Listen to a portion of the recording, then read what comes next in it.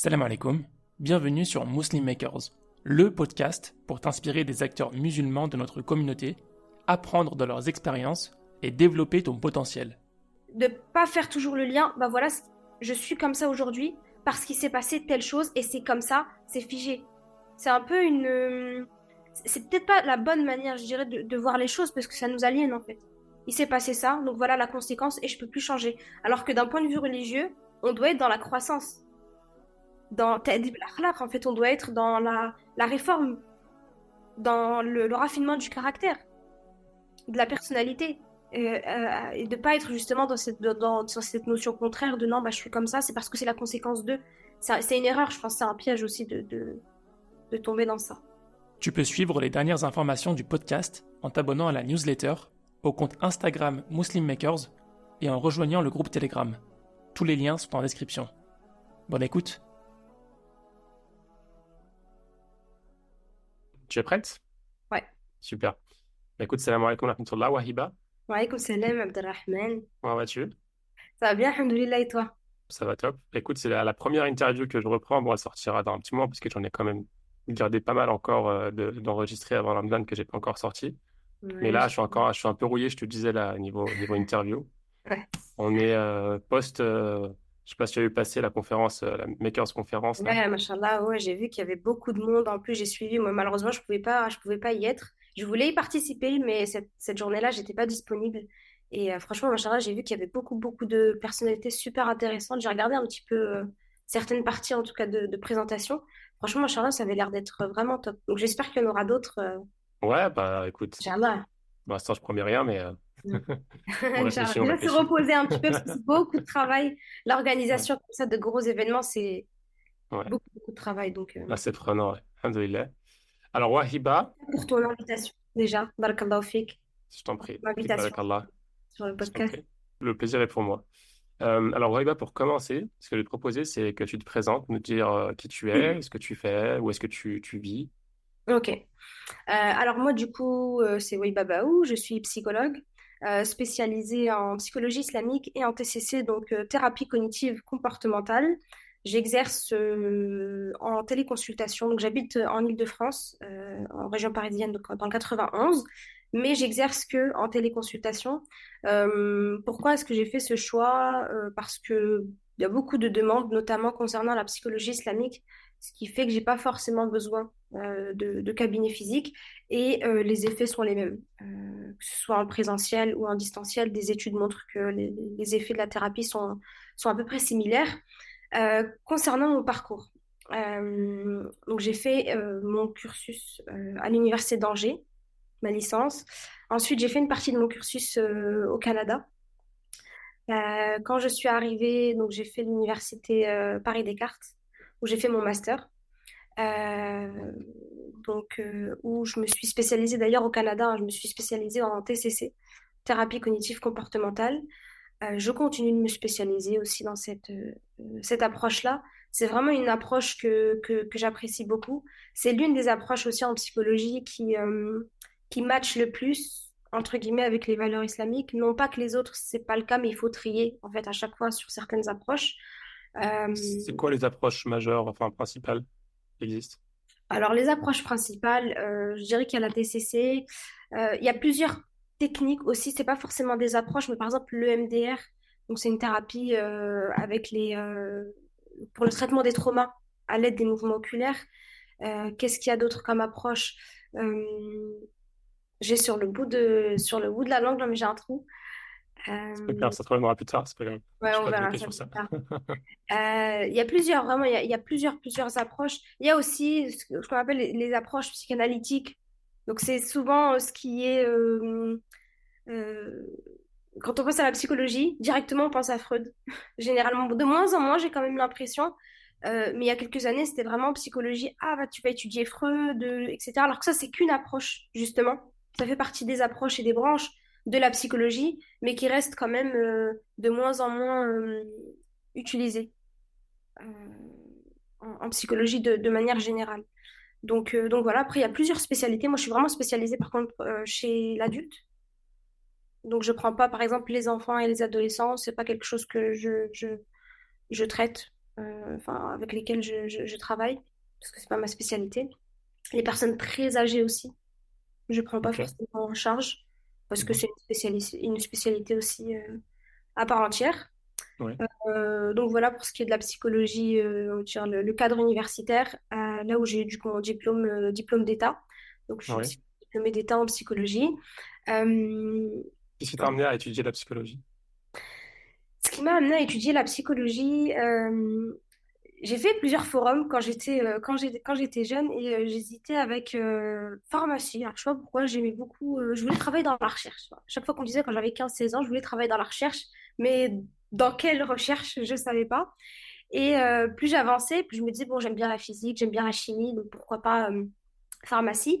Et j'ai découvert, parce qu'en fait, psychologie, il y avait tellement de... je m'y étais intéressée quand j'étais en troisième.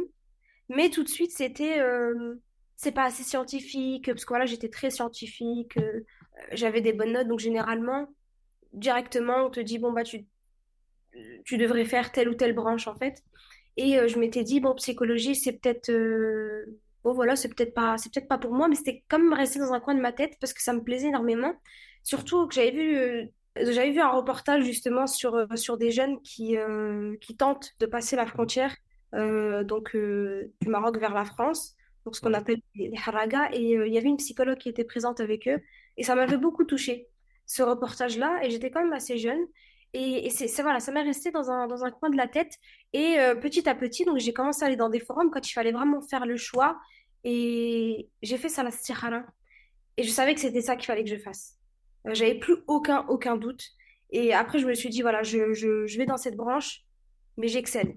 Dans le sens où euh, j'avais plus ou moins des facilités, mais je m'étais dit, si par exemple je voulais aller au Canada, parce que j'avais fait un échange aussi au Canada pendant mes études, je me suis dit, il faut que j'ai des bonnes notes. Et je voulais absolument faire le lien. Je me souviens déjà dès la terminale, quand j'avais fait mon choix, je cherchais euh, certaines, euh, certaines informations sur le lien qu'on pouvait faire entre la psycho et l'islam. Et je me souviens qu'à l'époque, la seule chose que j'avais trouvée, c'était sur un forum. Quand j'avais cherché, il y avait eu une analogie entre les stades de développement, enfin, entre les différents stades de soi chez Freud. Donc, tu sais, le moi, le ça, le surmoi. C'est des stades qu'on voit un petit peu en psychanalyse. À ce moment-là, je savais pas forcément que c'était pas une bonne approche, entre guillemets. Et ils avaient fait le lien, donc cette personne-là, sur le forum, avait fait le lien avec les différents stades du nefs. C'est le nefs amara bisso, donc l'âme instigatrice du mal, l'âme qui est tourmentée et l'âme apaisée. Et je Ouais. me suis dit, ah, il y a quelque chose à faire. Donc j'ai commencé mes études et j'avais toujours ça dans un coin de ma tête. Et de temps en temps, j'essayais de faire des petites recherches, toujours en français. Et je Ok. trouvais jamais rien. Je trouvais peut-être des choses liées. Quand on parlait de psychologie, en tout cas dans le domaine francophone, je tombais surtout sur des choses liées à la possession, la sorcellerie, le Ouais. cirque. Comme quoi, en fait, ça n'existe pas trop, la Ouais. psychologie, mais on va directement dans Dans le le mal. réel. Ouais. Et donc, j'ai commencé vraiment à chercher, etc. Et du coup, j'ai terminé mes études de psychologie, donc j'ai été diplômée. Et là, j'ai commencé. Donc, un jour, je tape Islamic Psychology. Donc, je le tape tout simplement en anglais. Je tape Ouais. psychologie islamique. Et là, je tombe sur, mais tellement Contenu. d'ouvrages, de publications. Mhm. C'était incroyable. Donc, c'était il y a déjà 4 ans, 4 5 ans de cela. Et j'ai Mhm. commencé à lire les articles petit à petit. J'ai commencé à regarder vraiment en détail, en fait, tout ce qui pouvait exister. Et quand je suis tombée dessus, je me disais, mais c'est ça, en fait.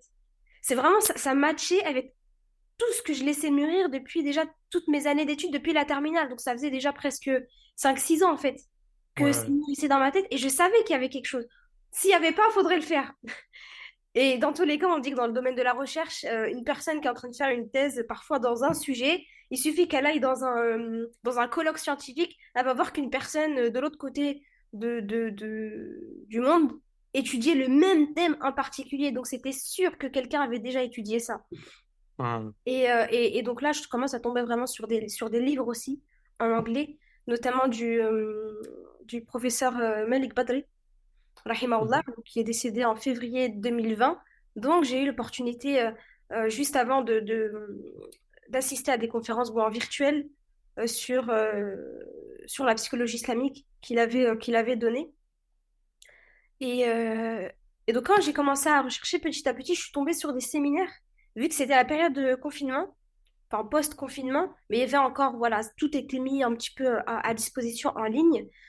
J'étais tombée sur des séminaires, des formations en psychologie islamique, mais c'était beaucoup en Malaisie. Mhm. Donc, le décalage horaire était énorme. Ouais, ouais. Ce qui fait que soit il fallait que je Ouais. reste super tard le soir, soit il fallait que je me lève vers 3-4 heures du matin. Donc, j'ai fait Ouais, ça pendant plusieurs semaines. Donc, c'était les week-ends généralement. Et c'est à ce moment-là, en fait, où une chose amène une autre. C'est-à-dire que je commençais à avoir des ressources, des Mhm. articles. J'allais chercher ces auteurs-là jusqu'à ce que je commence à tomber sur les formations qui se mettaient en place. Donc, notamment le Khalil Center avec qui je suis formée. Donc là, j'en arrive à un petit peu à ma présentation sur la psychologie islamique. Euh, donc j'ai commencé à voir un petit peu toutes les formations qui se faisaient. Donc ils avaient sorti avant de faire leur formation en présentiel. Donc maintenant, ils la proposent en Turquie, donc à Istanbul, à Chicago, en Irak aussi, il me semble. Et ils viennent de le proposer aussi en Australie. Donc, mais avant ça, avant le présentiel, ils l'ont proposé, enfin, ils ont fait un pré-niveau 1 en ligne, donc que j'avais fait en 2020. Et ils ont commencé à proposer leur présentiel. Donc à Istanbul, la première année, j'avais pas été parce que j'étais encore en train de faire mes propres recherches. Quel institut Mhm. choisir, où est-ce que je vais me former, etc. Donc c'est seulement 2 ans après que j'ai été faire le premier niveau. Donc, alhamdoulilah, premier niveau que j'ai validé. Dans quelques semaines, je vais faire le niveau 2 Inch'Allah. On Inch'Allah. peut également faire du coup une formation avec Ihsan euh, Institute donc, qui est à Manchester, dont celui qui présente principalement cette formation, c'est Dr Skinner, qui est Mhm. aussi une figure emblématique de la psychologie islamique. Et donc pour tout le parcours en psychologie islamique, je suis aussi étudiante en sciences islamiques. Euh, D'accord.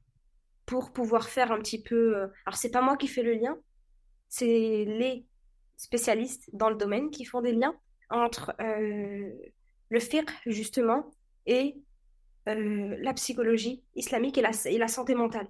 Donc ça, on y reviendra, Inch'Allah, mais c'est surtout, par exemple, le lien entre, tu vois, les tocs religieux, qu'est-ce qu'on fait quand une personne a des tocs religieux, une personne qui a des addictions, d'un point de vue juridique, qu'est-ce qu'elle fait? Est-ce qu'elle fait ses ablutions une fois, et même si elle a des doutes, elle arrête? Pour les addictions, pareil. Jusqu'à quand la personne doit arrêter, enfin, qu'elle soit, à quel moment elle n'est plus en état, enfin, elle n'est plus alcoolisée pour pouvoir, enfin, qu'elle a fumé juste avant, par exemple. Euh, à quel moment elle peut faire la prière? Ce genre de choses, en tout cas, où il y a vraiment un centre de recherche. Il n'y en a pas encore en France. Dans le monde francophone, je crois que ça n'existe pas encore. Il y en a beaucoup aux États-Unis et en Angleterre. Beaucoup est un grand mot, mais il y en a en tout cas.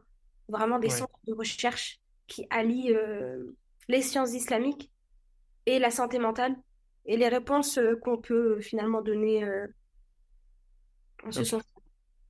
Top. Euh, Ça fait combien d'années que tu exerces, toi? C'est Alors récent, hein? là, ça fait 3 ans.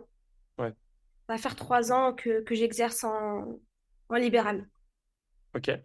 Euh, les sujets sur lesquels enfin, les patients que tu prends en charge, ça concerne quel type de, voilà, de patientèle? Alors, la patientèle que j'ai, les types de problématiques que j'ai, donc généralement, c'est quand même une patientèle qui est assez jeune, donc je dirais vingtaine, trentaine, quarantaine. Euh, je pense aussi que j'ai ce type de patientèle parce que, et certains patients me le disent, mais parce que je suis jeune aussi. Ouais. Donc ça, je pense que ça s'arrête un petit peu à la quarantaine pour l'âge, en tout cas, de ma patientèle. Pour les problématiques que j'ai, vraiment de manière générale, c'est dépression, anxiété, estime de soi, confiance en soi, TOC religieux de plus en plus et addiction. Parce que j'ai une petite spécialité justement dans les, je ne l'ai pas précisé au début, j'ai une petite spécialité dans les addictions, dans la prise en charge des addictions, donc que ce soit alcool, donc avec substance, donc alcool, drogue, sans Mhm. substance, jeu de hasard, pornographie, jeu d'argent, addiction aux écrans aussi. Ouais. Donc voilà, j'ai ce type de problématique quand les personnes sont musulmanes aussi. Ça va être un mix homme-femme, plus ou moins similaire ou plus de femmes que Euh, d'hommes. alors j'ai majoritairement des femmes, j'ai de plus en plus d'hommes. C'est vrai que dans Ouais. la communauté, les hommes sont pas forcément enclins à consulter parce que ça reste des problèmes entre guillemets de femmes. Ça, c'est un des stéréotypes d'ailleurs et un des préjugés. Une personne qui va se sentir mal, elle va se dire non, je vais essayer d'ailleurs d'abord de puiser dans mes ressources. Déjà, ça, c'est une idée préconçue qui est présente chez tout le monde, chez les hommes et les femmes, de se dire c'est déjà quand il n'y a pas forcément la psychologie islamique ou quand il n'y a pas l'aspect religieux et spirituel, la personne, elle peut se dire directement, je vais pas aller consulter un psychologue parce que il y aura pas cette dimension qui va être prise en charge et finalement, c'est peut-être pas quelque chose qui me convient. Donc, vu que c'est pas adapté à moi, alors c'est pas des problèmes qu'un musulman doit avoir. Mhm. Il y a parfois ce raccourci qui va être forcément fait et se dire, bah non, la dépression, c'est pas un problème que les musulmans devraient avoir.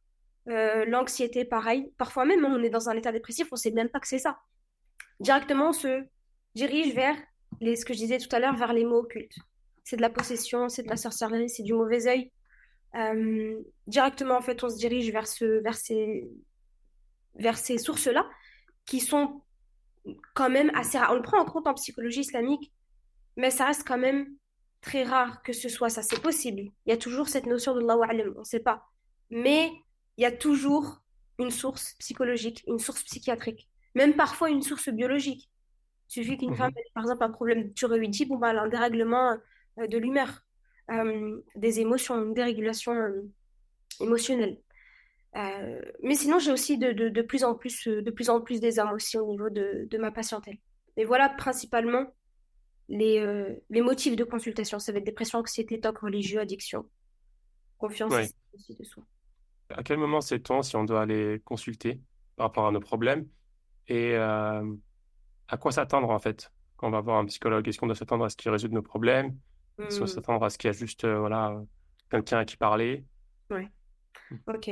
Alors, c'est vrai que ça, c'est quelque chose qu'on a beaucoup remarqué dans la communauté, c'est que les personnes vont venir consulter quand ils sont vraiment là, quand ils sont vraiment au bout, du bout, du bout. Alors que c'est préconisé de consulter quand on commence à sentir une gêne et qui a un impact dans notre qualité de vie. C'est-à-dire que notre qualité de vie, elle commence à se détériorer parce que la santé mentale ne suit plus énormément. Donc c'est à ce moment-là, en réalité, qu'il faut consulter. C'est quand on voit qu'on n'a plus trop de ressources pour aller mieux. Mais parfois, en fait, il y a aussi cette notion des personnes hein, de l'entourage qui peuvent dire à la personne, oui, accroche-toi à Allah subhanahu wa ta'ala, rapproche-toi de lui, ça va aller mieux. Ce qui crée une culpabilité énorme parce que la personne, elle se rapproche d'Allah subhanahu wa ta'ala, mais elle va Mhm. encore mal. Donc, il y a cette culpabilité de se dire, mais peut-être que euh, ma démarche, elle n'est pas sincère. Peut-être que j'ai un problème au niveau de ma foi, etc. Alors que non, c'est comme dire à quelqu'un qui a un cancer, rapproche-toi de Allah subhanahu wa ta'ala, ça va aller mieux. Oui, c'est un levier, enfin, je dirais que la foi, la spiritualité, c'est un des outils, c'est un levier pour aller mieux, que ce soit physiquement ou psychologiquement parlant. C'est un des outils. Mais alhamdoulilah, maintenant, on a des remèdes à tout. Donc voilà, vraiment, l'objectif, c'est d'essayer de consulter quand on voit qu'on commence un petit peu à pas s'en sortir seul. Mais de pas attendre vraiment ça y est, d'être en arrêt maladie, de plus pouvoir sortir. Parfois, malheureusement, j'ai des patients dans ce cas-là. Vraiment, les rideaux, ils sont fermés. On fait la consultation, on est dans le noir. Ouais. Parce que vraiment, dépression sévère, quoi. On est au Mhm. bout du bout. Parce qu'avant, on se disait, je vais essayer de trouver mes propres ressources moi-même. Ouais. Ensuite, qu'est-ce qu'on s'attend? C'est ça, la deuxième question, c'était Ouais. À quoi s'attendre? à quoi s'attendre Mhm. quand on va voir un psychologue? Alors déjà, avoir oui, quelqu'un à qui parler. Il y a beaucoup de personnes qui cherchent une oreille attentive et neutre aussi. C'est surtout ça. Parce qu'il y a des personnes qui disent oui, bah, tu peux parler à ta mère, tu peux parler à ta copine, tu peux parler à ton mari, tu peux parler à ta femme. mais la personne ne sera jamais neutre. C'est d'ailleurs pour ça que nous, les psychologues, on ne prend pas en charge des personnes de notre entourage. Mhm. Les gens que je connais de près ou de loin, je les prends pas, je peux pas les prendre en charge. Parce qu'il y aura forcément l'affect, il y a l'émotionnel qui entre en jeu. Ça ne veut pas dire qu'avec les personnes que je ne connais pas, il n'y aura pas d'affect, mais il y a un cadre. Il y a un cadre qui est mis en place, qui fait que je peux travailler en mettant parfois un petit peu de côté mes émotions et mon affect. À quoi s'attendre? Donc déjà, l'oreille attentive, à des outils en thérapie donc cognitive comportementale, c'est une approche particulière dans le sens où le patient parle beaucoup, mais le psychologue aussi parle beaucoup. C'est vraiment un échange. Après, on s'adapte. Il y a parfois des patients qui arrivent et qui me disent, non, aujourd'hui, j'ai pas fait les exercices. Parce qu'il y a des exercices dans cette approche-là. En fait, il y a des exercices qu'on donne entre les séances à faire. Par Mhm. exemple, quand il y a je prends l'exemple des addictions. Il y a une psychoéducation au début de la thérapie. Donc, on explique l'impact qu'a les drogues ou la substance qui est ingérée sur la santé psychologique, enfin l'impact en tout cas sur le cerveau et quel impact ça a aussi sur le comportement. Donc on fait toute une psychoéducation pour comprendre ce qui se passe. Et ensuite, petit à petit, on essaye de diminuer, bon là je fais un petit peu grossièrement, mais on essaie de diminuer la consommation de drogue. Donc c'est les exercices à faire entre les séances, d'essayer de travailler aussi sur les pensées. Hein, le cœur même de cette approche-là, c'est de travailler sur les pensées, les émotions et le comportement. Parce qu'on part du principe que ces trois éléments-là sont liés. Donc, pour pouvoir changer un comportement, il faut travailler sur les pensées. Donc, on travaille avec ces trois éléments-là. Et du coup, voilà. Si parfois les exercices sont pas faits, que la personne vient et me dit, bah non, en fait, j'ai vraiment envie de parler, etc., de telle ou telle chose, bon, bah, on va parler de telle et telle chose et je vais l'écouter pendant toute la séance. Vraiment, ça reste quand même très flexible. Donc, il y a des outils à mettre en place. Dès le début, moi, je demande les objectifs et les attentes. Dès la première Mhm. séance. Comme ça, Ouais. même moi, je sais si je peux ou non. Je dis tout le temps que je ne suis pas spécialisée dans tout, surtout quand je sais que j'ai des confrères et des consoeurs qui ont des spécialités en particulier, je redirige direct. Même si moi, je peux prendre en charge cette problématique-là s'il n'y avait personne, mais quand j'estime Mhm. qu'il y a des confrères et des consoeurs qui ont une petite spécialité en plus, par exemple, la dépression postpartum, une femme qui vient d'accoucher, ça reste une dépression, donc je peux prendre en charge. Mais quand je vois que j'ai une consoeur qui est vraiment spécialisée dans ce domaine-là, bon, bah, je redirige. Ouais. Au début. Ouais. Et alhamdoulilah, on a un panel énorme Ouais. de consoeurs et confrères musulmans. Ouais. Je connais des personnes personnellement qui ont essayé d'aller voir des psychologues. Parfois ça marche, parfois ça marche pas. Et parfois j'ai entendu, ben, pas non plus énormément de personnes, mais Oui, voilà, ils sont allés voir des personnes, mais ça ne servait à rien, tout ça. Du coup, ils ouais. essayent une autre personne, ça sert à rien, et du coup ils abandonnent. Mm. Euh, est-ce que c'est quoi le problème ici? Est-ce que c'est Alors t'as ça t'as peut déjà eu être... ces retours? Je sais pas. Ouais, alors en fait, pour les thérapies, il se peut, moi, que j'ai des personnes qui viennent une, deux fois et ça accroche pas. En fait, ce qui est Ouais. très important dans la thérapie, c'est l'alliance thérapeutique. Donc, c'est la Mhm. confiance qui va se créer, c'est le lien qu'il va y avoir entre le patient et le psychologue. Il faut que le patient Mhm. se sente à l'aise. S'il ne se sent pas à l'aise, ça va être compliqué. Mais dès le début, hein, Ouais. je peux avoir des patients qui, dès le début, vont venir pour une problématique, mais c'est pas la vraie problématique. Ils Mhm. attendent, eux, déjà d'être en confiance. Et c'est qu'au bout de la cinquième, sixième séance, qu'ils vont dire, bah, en fait, Weiba, le problème, c'est ça. Parce que c'était trop dur, hein. Parfois, on a vraiment Ouais. des grosses problématiques extrêmement lourdes et violentes. Donc c'est difficile aussi de s'ouvrir à quelqu'un dès le début. Euh, je pense hein, qu'il y a aussi le fait de ne pas se sentir à l'aise. Parfois aussi le psychologue n'est pas adapté.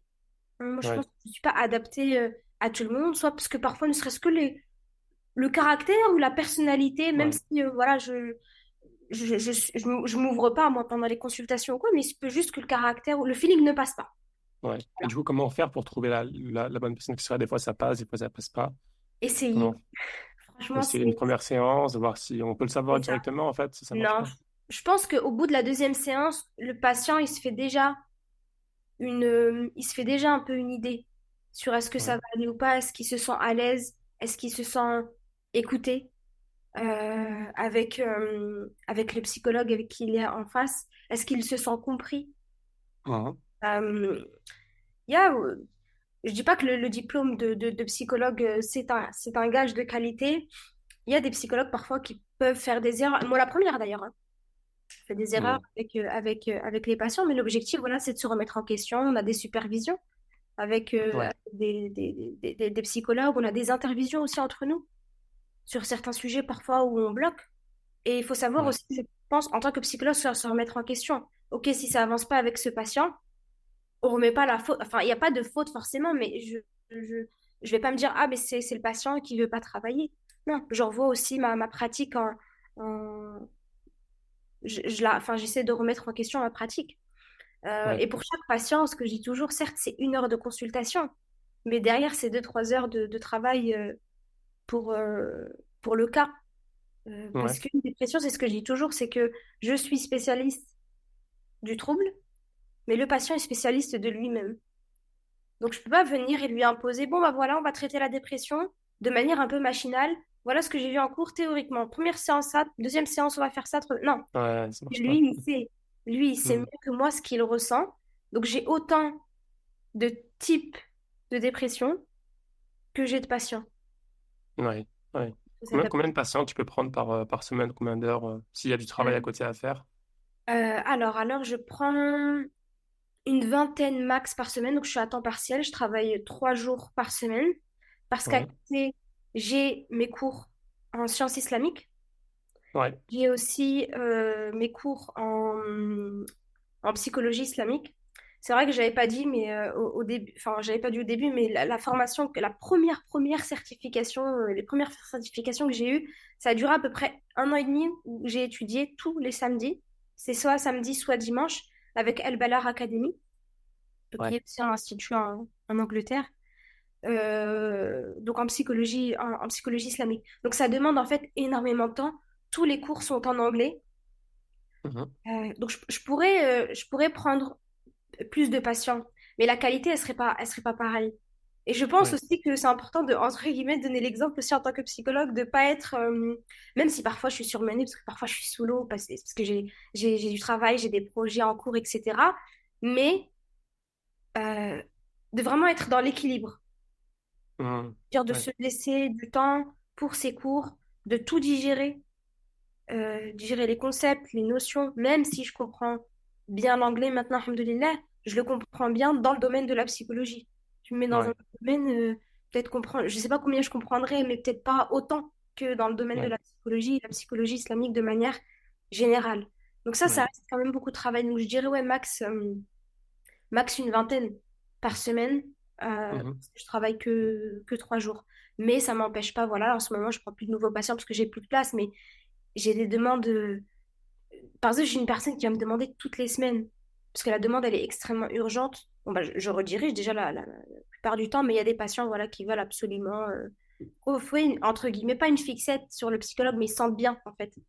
Euh, Ouais. Tu proposes du dans- contenu, je crois, un peu en ligne, hein. c'est ça. Je fais Ouais, j'essaye de faire parfois des vidéos sur Instagram, etc. En ce moment, c'est vraiment axé sur les noms dans ce là et ses ouais, attributs et le lien avec la santé j'avais mentale. vu ça.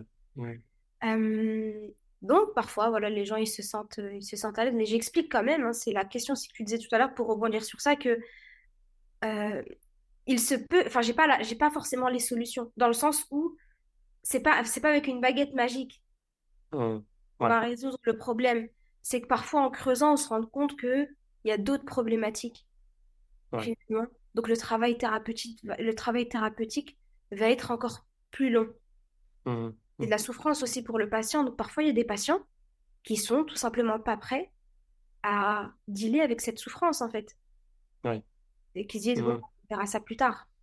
Est-ce que c'est toujours quelque chose, quelqu'un a une souffrance, voilà, refoulée, quoi que ce soit, est-ce que c'est toujours nécessaire de la traiter ou parfois c'est mieux de laisser enfouir?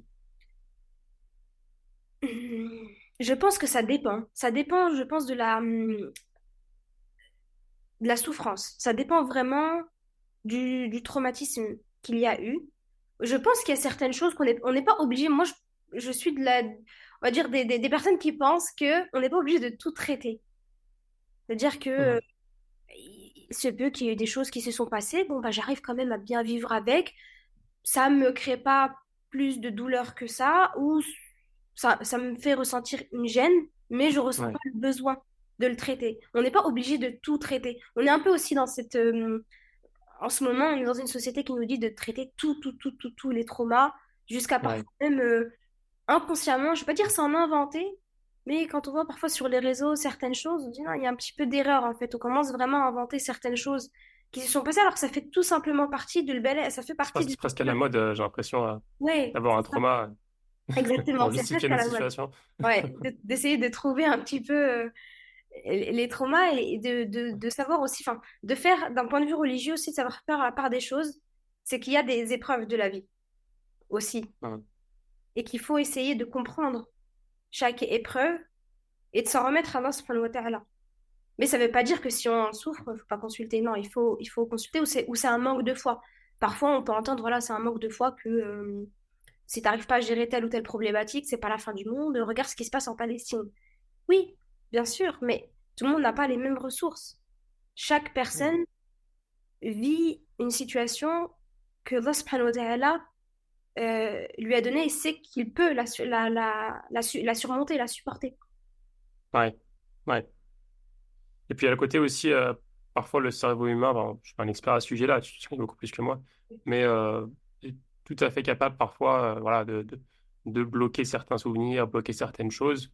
Et parfois, le fait d'essayer de découvrir tout ça, ça peut aggraver les choses plus qu'autre chose. Exactement, surtout qu'il y a parfois ce qu'on appelle les faux souvenirs. C'est que Mhm. on va parfois commencer à créer des faux souvenirs sur un événement qui s'est passé, mais dont absolument aucun souvenir. Mais en Mhm. regardant certaines choses, je dis, ah, mais peut-être que moi, il s'est passé ça, peut-être qu'il s'est passé telle chose. Alors, je dis pas qu'il faut occulter, au contraire. Mais quand on voit que c'est pas un problème, ça sert pas forcément à quelque chose de creuser. Et aussi, comme je disais tout à l'heure, vraiment d'embrasser le fait qu'on est sur Terre, enfin, d'embrasser cette idée que on est sur Terre, pas pour se la couler douce, entre guillemets, dans le sens Mhm. où la vie c'est une vie d'épreuve. Et Ouais. c'est normal, en fait. C'est aussi normal de vivre des épreuves. C'est normal d'être dans la souffrance. Mhm. Et qu'on peut pas, on est un petit peu dans une société, on essaye vraiment on a une intolérance, en fait.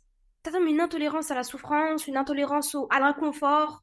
Mais ça va avec notre style de vie aussi. C'est-à-dire qu'on veut quelque chose, Mhm. on a juste à claquer les doigts, on l'a.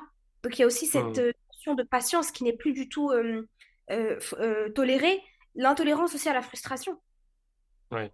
Et Ouais. parfois, on peut le ressentir ça en consultation.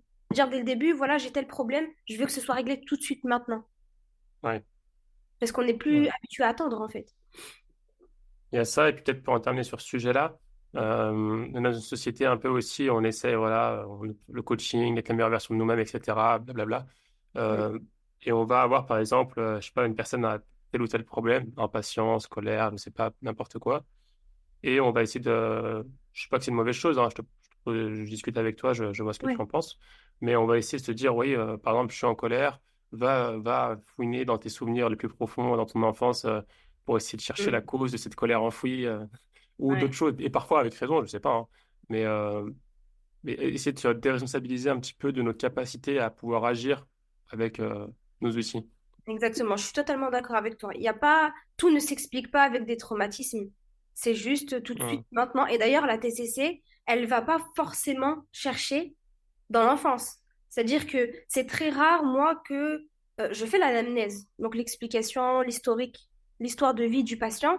S'il y a vraiment un traumatisme sévère, en tout cas qu'elle juge comme étant sévère, donc ça peut être des maltraitances, violences physiques, agressions sexuelles, etc. On le prend en considération, mais de pas faire toujours le lien, bah voilà, je suis comme ça aujourd'hui parce qu'il s'est passé telle chose et c'est comme ça, c'est figé.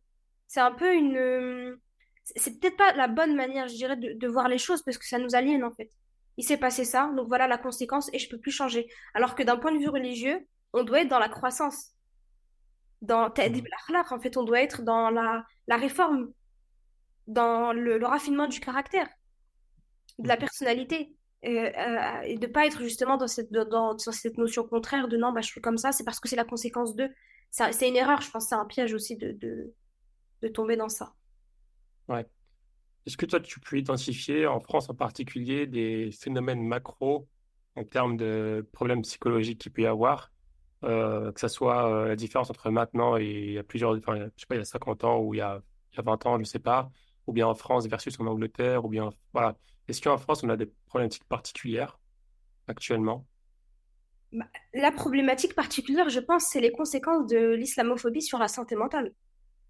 Mhm. En France, de plus en plus j'ai de plus en plus de patientes, en tout cas, qui ont qui ont vécu de l'islamophobie, tout simplement. Moi aussi, d'ailleurs, j'ai vécu certaines choses pendant mes études, etc.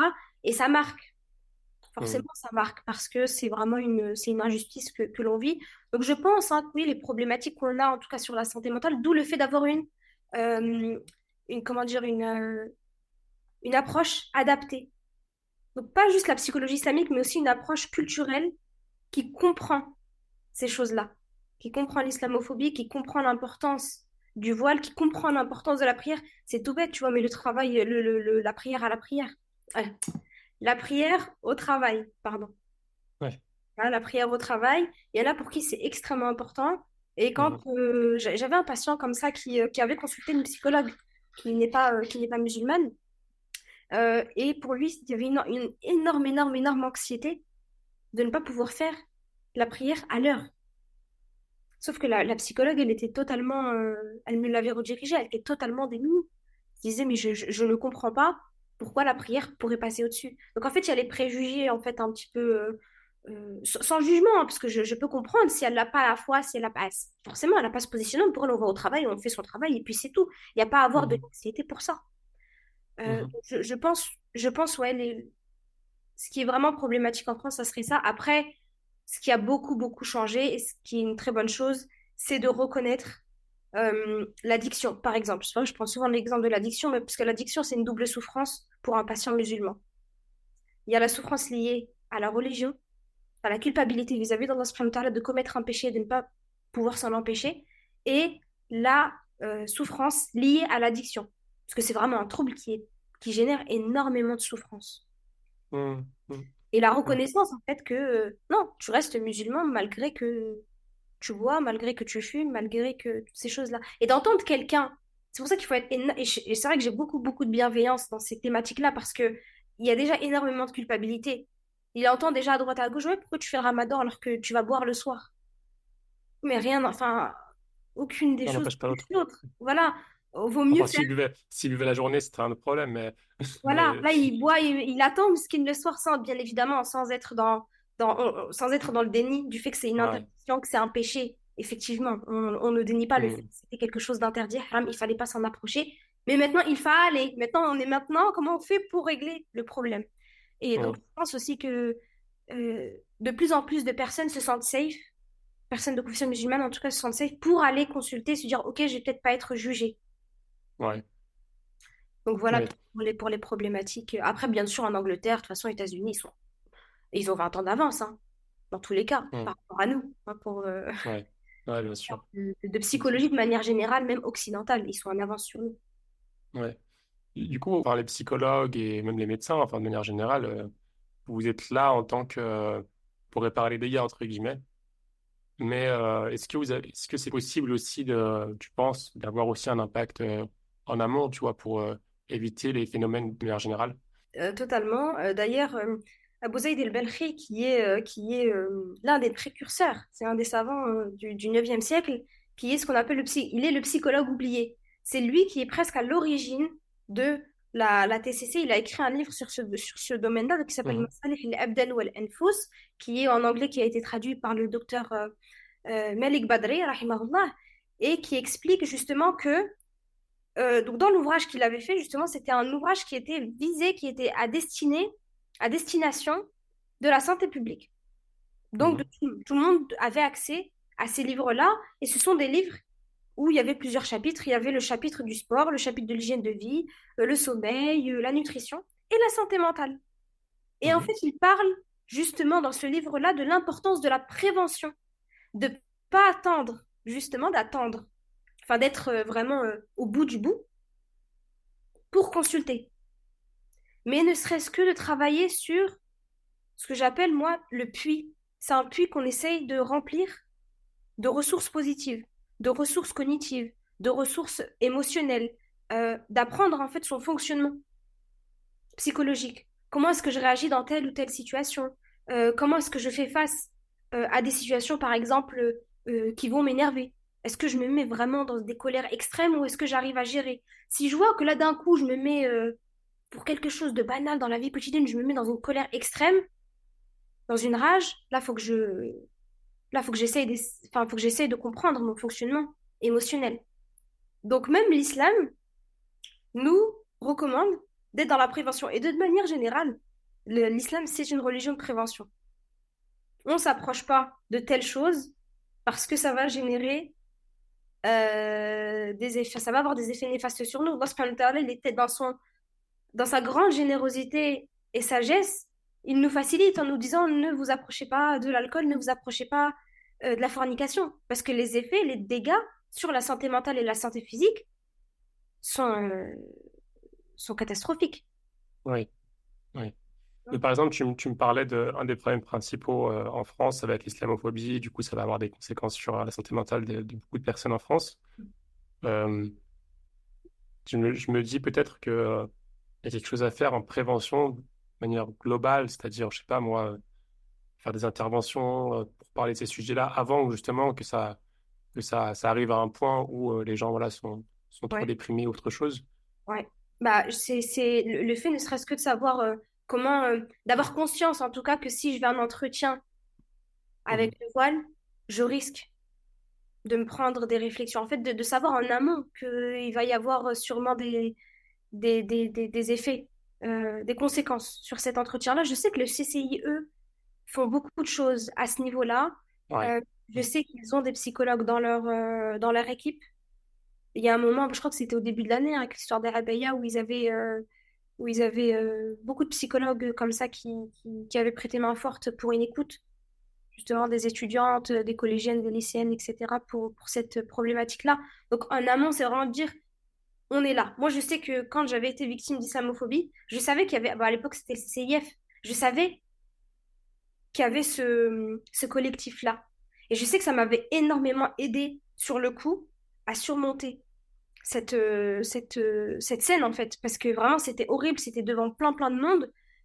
Et je me disais, OK, il y a le CCIF. Dans ma tête, je me disais, je sais qu'elle va devoir rendre des comptes, cette dame-là. Et ça m'a aidé, je pense, sur le coup, à mieux surmonter, enfin, à mieux accepter la situation. Je l'acceptais pas dans le sens où je la légitimais, mais je me disais, il y aura des conséquences. Et effectivement, il y a eu des conséquences au niveau juridique. Ok, ok. Non, mais c'est intéressant de parler de ces sujets-là. À ton avis, est-ce qu'il y a des mécanismes, enfin, quels sont les mécanismes, du coup, les systèmes de support ou de soutien qu'on peut mettre en place, bah, justement pour se protéger au maximum de tomber dans quelque chose de sévère, Ouais. même si on n'est pas toujours, voilà, on maîtrise pas les situations, les événements de la vie, etc. C'est ce qu'on appelle justement les facteurs de protection. Mhm. C'est des choses qu'on nous rabâche au quotidien, mais qui ont un effet extrêmement considérable, à savoir le sport, en fait, tout simplement. Le sport, c'est un facteur de protection dans le sens où ça va nous aider. Donc, comme tu as dit, la situation, par exemple, le décès de quelqu'un, ça va arriver, ça va arriver. Donc, la souffrance, ça va être pareil, mais on va pas le vivre de la même manière parce qu'on aura ces facteurs de protection. L'hygiène de vie, le sommeil, l'alimentation, euh, la lecture. Ça, c'est quelque chose qu'on parfois on peut mettre de côté. C'est extrêmement important. La lecture, ça permet, tous ces éléments-là permettent la résilience. Et le facteur le plus important, c'est cette connexion avec Allah subhanahu wa ta'ala. D'être vraiment constamment en lien avec Allah subhanahu wa ta'ala, d'être dans cet état de vigilance constant de comment est tout de suite mon lien avec Allah subhanahu wa ta'ala et de le faire tous les jours. Tous les jours, de faire en fait cet examen de conscience, d'être dans la vigilance de mon lien en fait avec Allah subhanahu wa ta'ala. Et ça, ce sont des facteurs de protection. Comme tu as dit, ça n'empêche pas de tomber dans une dépression, d'avoir de l'anxiété, des TOC aussi. Mais ça permet quand même d'atténuer. C'est des facteurs de protection, en fait, tout simplement. Et d'avoir une meilleure résilience face à des traumatismes et des événements, on va dire, traumatisants de la vie pour Hum. enfin, qui sont fatales, auxquels on peut pas échapper. Ouais, c'est fascinant, c'est super important ce que tu viens de dire. Tu viens d'évoquer d'ailleurs, sans transition, parler des TOC justement, parce que c'est un des sujets qui touche, je pense, les TOC religieux, qui touche beaucoup les musulmans, tu me disais plus tôt. Ouais. Donc, est-ce que tu peux nous parler un peu de ça? Alors, les TOC religieux, donc, ils font partie de la famille des TOC, donc des troubles obsessionnels compulsifs, mais ça Mhm. va être des obsessions liées à la pratique religieuse ou même à la Mhm. croyance hein, parfois, parce qu'il y a des personnes qui vont avoir justement des pensées intrusives sur le fait, qui vont peut-être apostasier, etc., ce qui va leur générer beaucoup, beaucoup d'anxiété, beaucoup d'angoisse. Pour les TOC religieux liés à la pratique, on va avoir par exemple des personnes qui vont faire leurs ablutions pendant des minutes, voire des heures. Je peux avoir des patients qui vont mettre entre 1 à 2 heures pour faire ne serait-ce que les ablutions. Pour la Mhm. prière, certains patients qui peuvent mettre 3 heures à faire une seule prière. J'avais Ça, un... ils vont recommencer à chaque fois ou c'est quoi Ils le... vont recommencer à chaque fois, en fait. C'est-à-dire qu'il y a Mhm. il y a un west-west qui est tellement grand. En fait, il y a west-west et west-west, dans le sens où on est tous sujets au west-west, donc ce sont les pensées, les insufflations sataniques. Mais il y a le west-west qu'on appelle qahari. C'est vraiment les insufflations, mais cliniques, entre guillemets. C'est-à-dire qu'elles sont beaucoup, beaucoup trop fortes et on y prête beaucoup trop attention. Donc ça va être quoi? Ça va être par exemple, j'étais peut-être pas assez droit dans la qibla, donc je remets mes pieds comme il faut. Pour une femme, ça peut être, ah, je crois qu'il y avait un cheveu qui sortait de mon hijab. Ah, je crois qu'à ce moment-là, on a vu un endroit de ma hawra. Dans la récitation, pareil. Dire le Fatiha, non, j'ai mal prononcé ce mot-là, je refais. Est-ce que j'ai mis l'intention de départ que j'allais faire la prière de Dhuhr? Donc je refais, Mhm. je remets l'intention. Mais le temps qu'il remette l'intention, il a oublié s'il a fait Allahu Akbar au début. Donc, Ah ouais, donc ouais, je c'est vois. vraiment c'est des pensées comme ça en fait qui viennent vraiment attaquer le patient. Sauf qu'à la fin, Mhm. le problème c'est quoi? D'où l'importance vraiment de l'intégration de la spiritualité dans ces tocs-là. C'est que la personne à la fin, la prière, ça devient un fardeau, hein. Déjà, ne serait-ce que 10 minutes, parfois ça peut être pris comme un fardeau parce que c'est ah, faut se lever, faut faire telle et telle chose pour certaines personnes. Alors, une personne qui met 3 heures pour chaque prière, j'ai un patient d'ailleurs qui avait même arrêté, au moment où je l'ai eu en consultation, il avait même arrêté la fac à cause de ça. Parce qu'en plus, lui, c'était les ablutions à la prière, mais c'était aussi le ghusl. Istinja, Ah ouais. istijmar, il disait est-ce que j'ai bien fait mes ablutions quand je suis partie voilà, aux toilettes, etc. Bon, c'était tout un système. Et donc, il a arrêté l'école pour se concentrer que sur ça. Enfin, il avait arrêté la fac. 100% prière, 100% ablution. Voilà, c'est ça. Donc, déjà, jusqu'à Michel était concentré que sur ça. Euh, donc voilà, en fait, c'est vraiment des tocs qui vont être très, très difficiles à vivre. C'est des troubles psychologiques qui vont être extrêmement difficiles à vivre au quotidien Mhm. pour ces patients-là. Et Et comment tu traites ça? Ouais, bah comment? pardon, Dis-moi. je voulais dire un truc, mais... Ouais, je disais que c'est un trouble en fait psychologique qui génère beaucoup de souffrance. Ouais. Et comment est-ce qu'on traite, comment est-ce que tu traites cette partie-là? Alors cette partie-là, on la traite, déjà on commence par travailler sur les pensées. Les pensées, d'où viennent ces doutes, etc. Après, j'ai eu tout un enseignement avec des personnes spécialisées en sciences islamiques et psychologie islamique qui ont fait le lien entre les deux, qui ont sorti beaucoup de publications. Bah, le Khalil Center, d'ailleurs, notamment, ils ont un livre sur ça, sur justement les West, les TOC religieux, où on va travailler sur les pensées, euh, de rééduquer, entre guillemets, d'un point de vue Mhm. islamique. Parce que parfois, il commence à ajouter des choses, à vouloir bien faire, il commence à ajouter des choses qui n'ont rien à faire dans la prière. Par exemple, le fait de rajouter automatiquement, j'avais un patient, il rajoutait automatiquement les deux rak'at de réparation. Enfin, les deux sujouds de réparation. Ouais. obligatoirement. Mais du coup, il a ajouté quelque chose dans sa prière, alors qu'il n'avait pas forcément de doute à l'instant T, il se disait, mais il se disait au cas où. Donc là, Ok, on j'ai essaie oublié. de rééduquer, tu vois. Ouais, ouais, ouais. Tu dois avoir des histoires incroyables, toi. Les gens qui Ah viennent, ouais, là, ouais, là, je mets 4 heures avant la prière, tu dois te dire des fois, ouais, mais qu'est-ce que je subhanallah, vais bah faire? Qu'est-ce que je vais faire de ça? ouais, mais c'est lourd en fait, c'est lourd et sur le Ouais. coup tu dis ouais, en fait il faut le sortir de là et surtout moi, ma priorité principale c'est qu'il n'ait pas une vision erronée et qu'il n'ait Hmm. pas que sa relation avec Allah subhanahu wa ta'ala elle soit pas entachée. Il y a la souffrance mentale d'un côté, mais il y a aussi la souffrance spirituelle. Et je sais que j'axe sur les deux, mais vraiment, moi, mon objectif principal à l'instant T, quand il arrive, c'est que sa relation avec Allah subhanahu wa ta'ala ne soit pas entachée. Qu'il se dise pas que c'est un mauvais musulman, qu'il se dise pas que ce qu'il fait, c'est pas bon, que sa foi, elle est tellement basse qu'il fait n'importe quoi. Que Allah subhanahu wa ta'ala, il est au courant de son état. Des gens Ouais. commencent par ça. Il est au courant de son état, que après on commence à voir certains sujets en particulier comme le doute, la certitude, que la certitude prévaut sur le doute à certains moments, etc.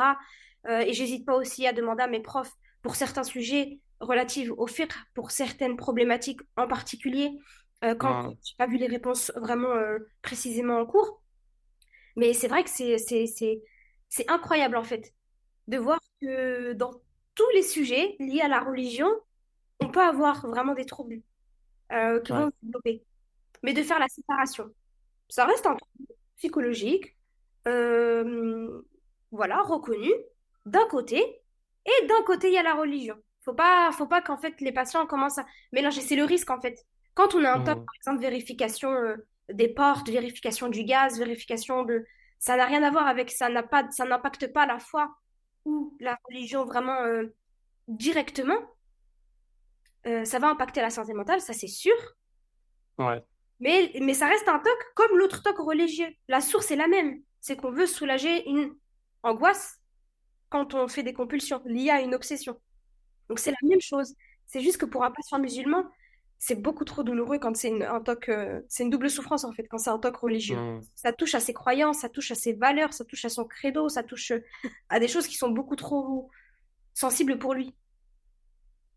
Tu sais, des fois, tu parles à des personnes, ça se match sur de manière générale. On est conseillé ou bien on conseille des personnes et on a l'impression que voilà, on a trouvé le problème et que on a écouté la personne et que voilà, à la fin, la personne, elle est ouais, t'as raison et tout, c'est comme ça, bon, allez, je vais y aller, c'est parti, hop, t'as l'impression que c'est terminé. Et tu la revois une semaine après et en fait, c'est comme si t'avais jamais parlé. Voilà. Ah bah oui, Genre, oui, oui. C'est pendant, il y a des rechutes, hein, ça, c'est-à-dire que le patient pendant un mois et demi, ça peut aller, ça va mieux. 2 mois, 3 mois. Bon, généralement, pour traiter des TOC euh, comme ça, religieux, on est sur du minimum 5 mois. ouais, 5 mois à hauteur de une consultation, enfin 2 consultations par mois, donc une consultation toutes les 2 semaines, généralement. Après, ça dépend des personnes. Franchement, ça dépend. Il y en a pour qui ça va. J'ai une patiente là que je suivais depuis octobre. Et là, on est avril. Elle a plus ces tocs-là. Alhamdoulilah. trop Mais bien. vraiment, Alhamdoulilah. ça, parce qu'elle, elle fait beaucoup. En fait, elle travaille aussi énormément de son côté. Hmm. C'est-à-dire que les exercices, elle essaie de les faire 30 minutes par jour. Voilà, il y a des patients qui vont pas pouvoir les faire ou qui vont pas vouloir aussi les faire et c'est OK. Autant de temps par jour. Parce que ça demande un investissement, c'est ce que je dis toujours, c'est qu'au début, les consultations, j'ai pas de baguette magique. Donc le travail thérapeutique se fait aussi de la part du patient. On travaille en Hmm. collaboration. Je lui donne les outils, j'essaie de faire comprendre vraiment le trouble, etc. Mais derrière, Ouais. le travail, il doit être Mais fait. des fois, tu te dis pas, alors peut-être c'est la personne qui fait pas le travail, mais peut-être que j'ai pas trouvé le bon problème aussi. Peut-être aussi. Oui, oui, oui. Des fois, je Ça, me c'est dis que le- moi, tu as peut-être mal ciblé. Ouais. J'essaye de revenir là-dessus. Et c'est là justement où les confrères, les consoeurs sont super importants.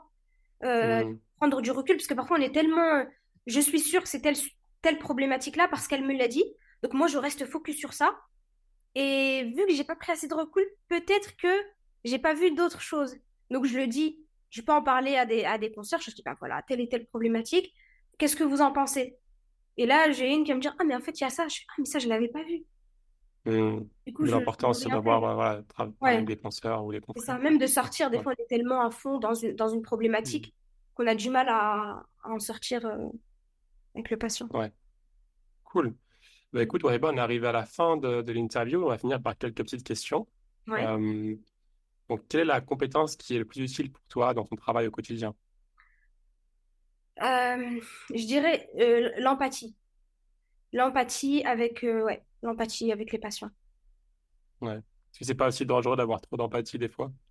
Non, Faut- il faut un Ouais, juste milieu. Ah oui, t'as raison. faut un Il juste faut, milieu. ah ouais, ouais, c'est pas trop. Il faut pas trop d'empathie. Enfin, quand je dis pas trop d'empathie dans le sens où il faut pas se mettre forcément à la place de l'autre comme si c'était moi qu'il vivait. Parce que là, Mhm. ça va pas être du tout efficace. Mais c'est d'être dans l'empathie pour comprendre l'autre dans sa souffrance. Mais pas beaucoup d'empathie pour pas se mettre à pleurer. Sinon, on se met à pleurer avec le patient, Ouais, c'est pas du tout. Et pas ouais. être sensible aussi. On va pas être. Je pense que l'empathie permet, cette sensibilité, elle permet aussi de nous motiver à faire ce que le Non. patient essaye de trouver, d'aller mieux en fait le plus rapidement possible. Donc la personne qui a pas d'empathie ou qui a trop d'empathie, c'est pas fait pour lui. Psychologie. Bon, je vais pas être aussi catégorique, mais je pense que oui, ça peut en tout cas générer certaines difficultés pour le psychologue, mais ça se travaille. Parce qu'au début, moi, de ma pratique, au tout début, quand j'étais en stage, je sortais pour aller pleurer quand j'entendais des histoires avec les patients. Ça, c'était au tout début. Ouais. Là, ça m'arrive, voilà, d'être touchée, mais je vais pas forcément pleurer ou quoi. Mais ça veut pas dire que je suis pas touchée si je pleure pas. Mais je sais faire la différence maintenant, alhamdoulilah, de plus en Top. plus. C'est la chose que tu préfères dans ton travail. Franchement, je pense que c'est les doigts des patients. Quand ils se sentent un peu, quand ils se sentent un peu mieux. Mais je dis toujours que quand ils viennent avec l'intention que c'est Allah subhanahu wa ta'ala le guérisseur et que je suis qu'un outil. Mais quand ils vont mieux, on se dit, OK, ça peut-être c'est que j'étais là, enfin qu'Allah subhanahu wa ta'ala m'a placé pour eux à cet instant précis et que le travail était propice à ce moment-là. Donc je pense que c'est les doigts des patients. Euh, Même de manière générale, franchement, j'aime tellement mon travail qu'il y a tout. Il y a tout que j'aime dans mon travail. Vraiment, alhamdoulilah, j'aime tout. Mm. Super. Euh, qu'est-ce que... alors, je reviens. Ouais. Quelle est ta routine? Quelles sont tes routines préférées qui t'aident voilà, être... Tu parlais de sport, peut-être, voilà, je sais pas, qui t'aident à être, garder l'énergie, progresser au quotidien. Euh, Vraiment, ma routine, c'est d'extérioriser, de parler, alors pas forcément des problématiques des patients, etc., parce que ça, bien évidemment, c'est confidentiel, mais vraiment d'être dans la communication avec mon entourage, que ce soit avec mon mari, que ce soit avec ma famille, mes amis. Ça, c'est extrêmement important, ce que j'appelle toujours les amitiés pieuses, sahba saliha, d'être bien entouré, euh, Mhm. de pouvoir tout simplement, en fait, faire des sorties en week-end si c'est possible pour couper. J'essaye vraiment, par contre, pas forcément de faire des grandes ou des longues vacances, mais ponctuellement de couper. Et ça, Mhm. c'est quelque chose qui me fait énormément de bien et qui me permet aussi de sortir de mon quotidien. Mais la routine, voilà, le sport quand je peux, ça fait énormément de bien. Les cours aussi à côté, les cours religieux, la lecture. Mhm. Puis aussi bah, Netflix, hein, comme tout le monde, les restaurants, ce genre de choses quoi, qui permettent vraiment de faire Petit plaisir. voilà, des petits plaisirs du quotidien. Est-ce que tu as une recommandation, allez, on va dire un ou deux livres qui t'ont marqué, toi, particulièrement, que tu souhaiterais recommander? Deux livres qui m'ont marqué particulièrement. Bah, je pense que bah, le livre qui a été la révélation pour moi, c'est The Dilemma of Muslim Psychologists, donc de Dr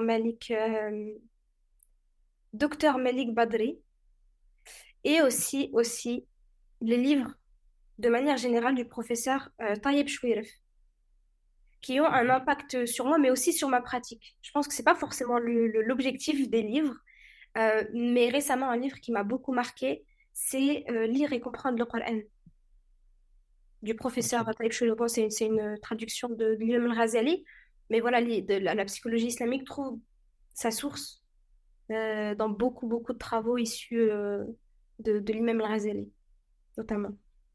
d'accord, donc c'est la traduction de qui tu disais? De l'imam Tayyab. al-Ghazali, Non, je veux dire, c'est la traduction de Taïb Chouiref. Tayyab Chouafa, j'ai trouvé, d'accord.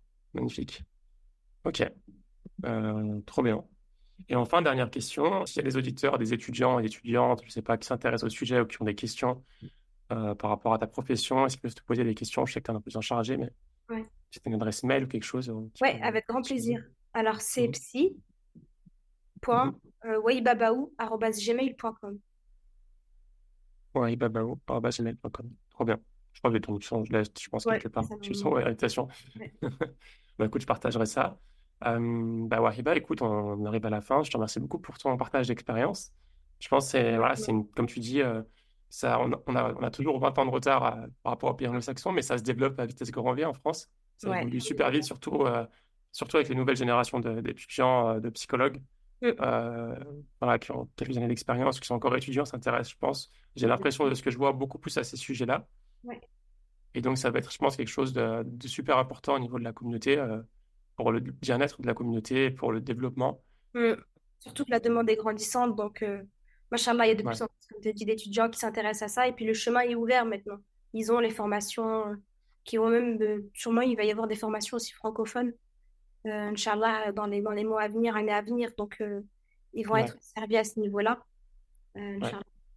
Je mettrai aussi ton compte Instagram, du coup, vu que tu mets du contenu dessus. Ouais.